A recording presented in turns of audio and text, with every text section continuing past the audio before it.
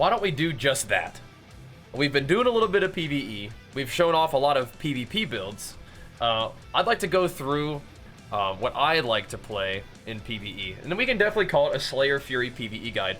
However, I am way more like kind of experimental and go by feel with what I do in PvE. I mean, even though I do that for PvP as well.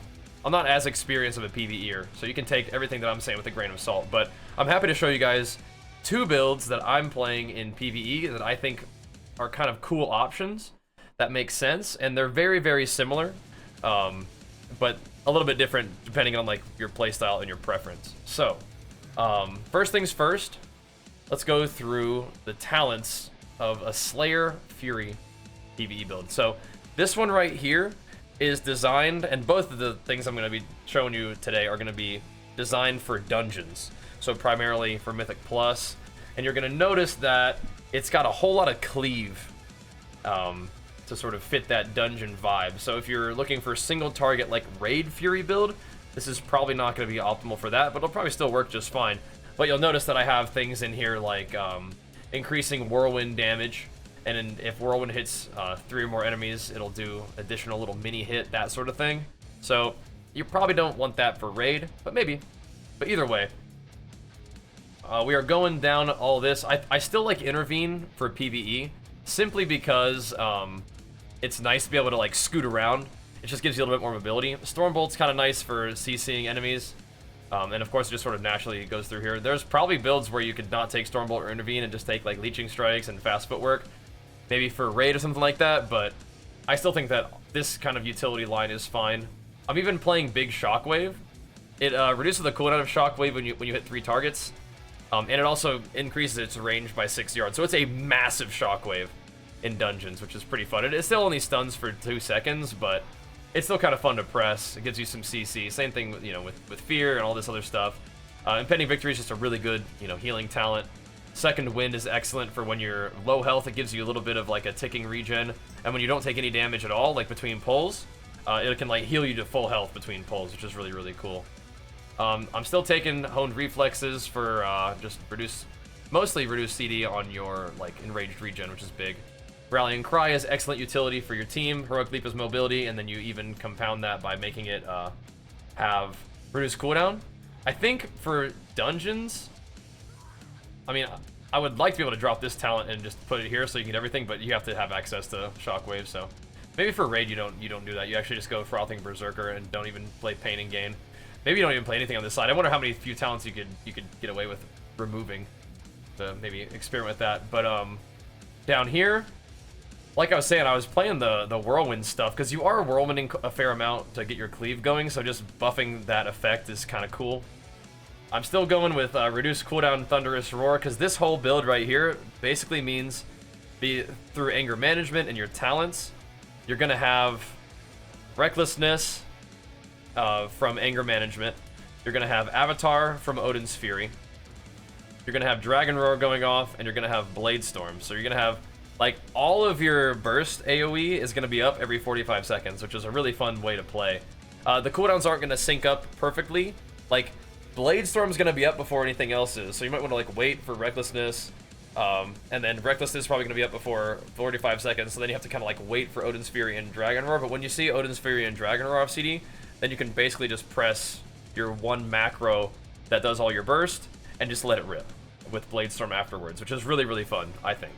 But then we have Avatar with Odin's Fury being activated from that, and then on this side of the tree, a couple of things that you can mess around with here are, I'm going for this build, Frenzied Enrage, which is going to give you haste and movement speed, and anger management.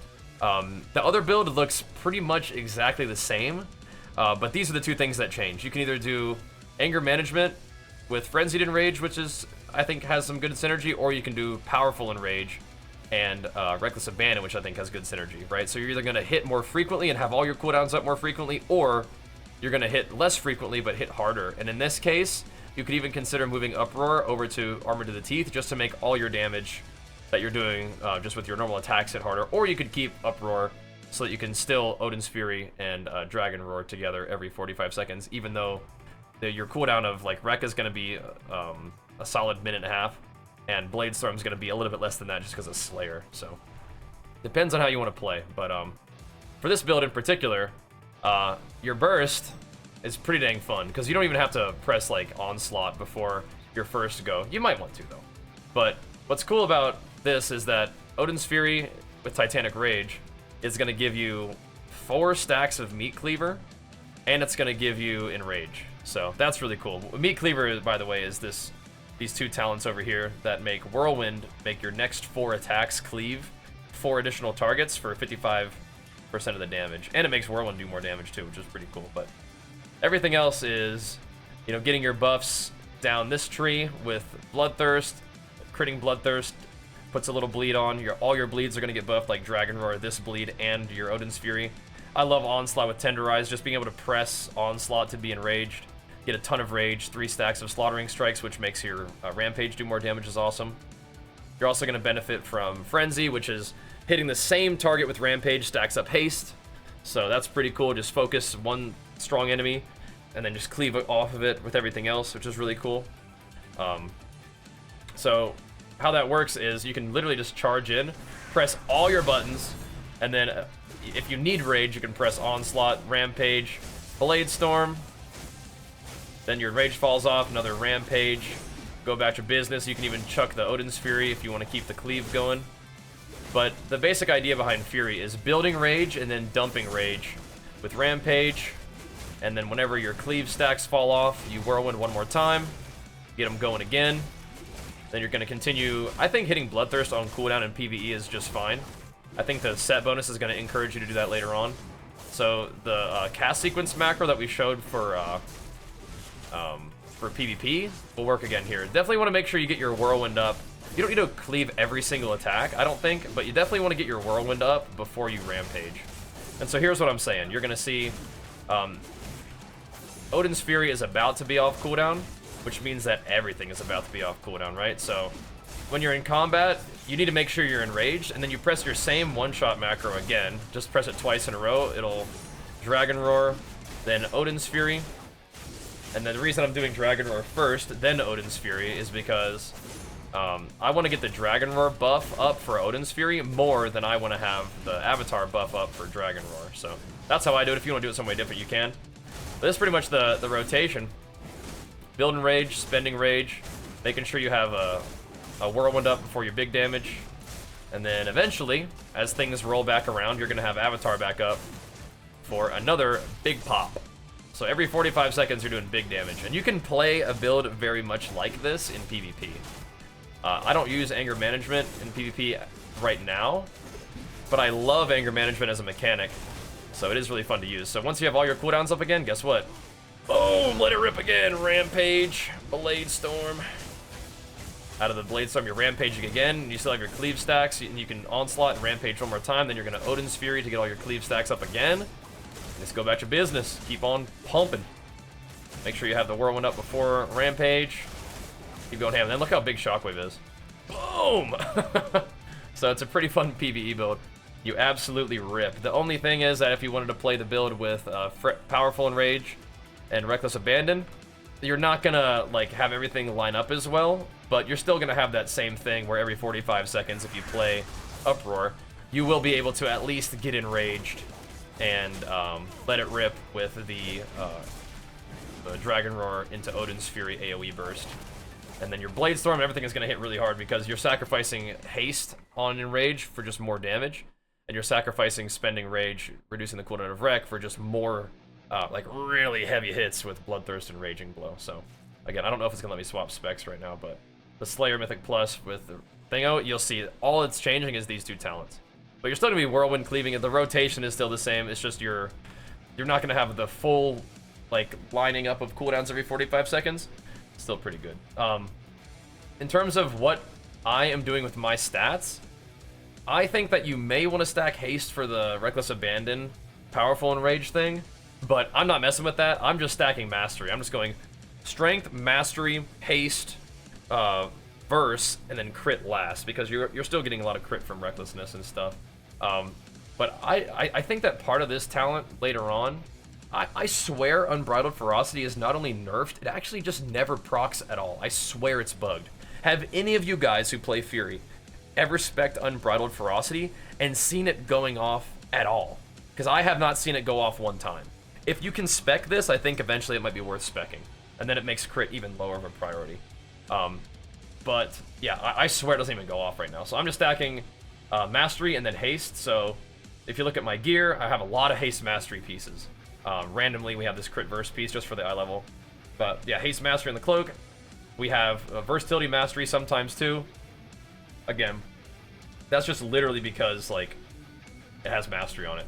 Trying to get Mastery as many places as we can. If we can't get Mastery, we're trying to get like at least Haste. This is just one exception. This is a pretty bad piece actually, but maybe I'm better off with better shoulders, but I haven't found any yet, so. You can even find like random little like stat pieces like this that have like some Mastery on it. Haste Mastery here. A lot of like, this item, I guess I can tell you where it all comes from. This item comes from the rep for the Ringing Deep. This is just a dungeon item. This is a rep item, this is a rep item, and then everything else is dungeon items. Except for items like this, the sedimentary stuff, this just randomly drops, so I'm probably gonna have to keep farming bracers whenever I can find them on like a rare or like a world quest and see if I can get Haste Mastery bracers. Same thing with these. Just happened to drop, but at least it had Mastery on it. This is from a dungeon, this from a dungeon. This is, I think this came from like one of my like Awakening the Machine boxes or something like that. This is a random drop. This came from a dungeon, and then this comes from the Darkness dungeon. This comes from the Spider Web dungeon, and these weapons right here are from the Darkness dungeon as well. In terms of enchants and stuff, right now I kind of have dirt enchants on. I just put like the strength on the chest, strength and stam on legs. Eventually, when we can get sockets, I'll probably socket for Mastery and Haste. For ring enchants, I put Mastery on there.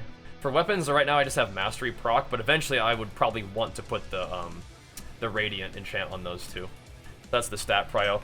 We already went through the gameplay a little bit, so let's just hop right to macros. So the macro is kind of the same thing that I did in my PvP video.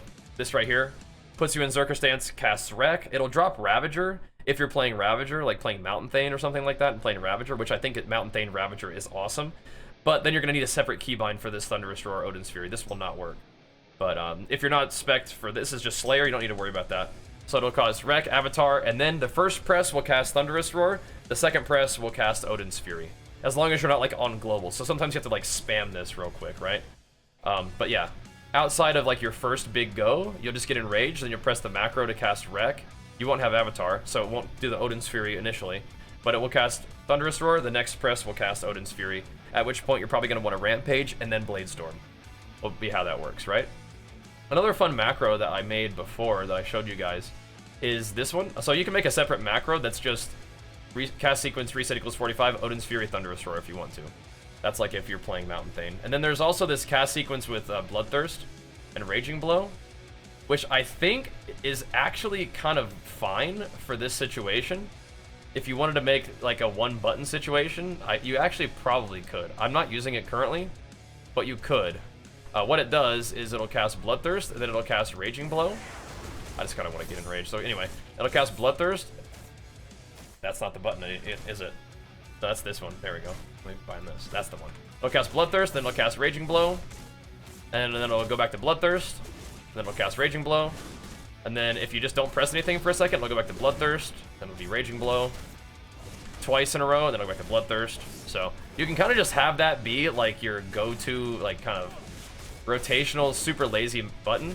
I do recommend that you just go ahead and bind Raging Blow and Bloodthirst separately, but if for some reason you want like a one-button, super lazy macro, then that's a kind of a fun one to do. I like cast sequence macros. They're just kind of neat, although I don't think they are as efficient or precise. They are kind of just fun to have. So maybe I'll use that a little bit. But anyway, I think with talents, sort of talent build options, stats, gear, macros, rotation complete. Do you guys have any questions about Fury in PvE as far as like a dungeon build that I like? That's kind of like the cleave heavy dungeon builds that I like. You can either do anger management style with frenzied enrage, or you can do powerful enrage with reckless abandon. Either one of them pump. Especially, I would say, if you're one of the people who's like, man, I like Fury thematically. I just don't like having to spam buttons that hard. Like, just having all this haste just, I don't know, it just wears my hands out. Then play this. Play Powerful, Enraged, Reckless Abandon. You'll still hit hard. You'll see. Like, you still hit really freaking hard. It's just, it's not quite as APM demanding, right? Then also, your Enraged lasts longer, so that's kind of cool, right? Kind of cool.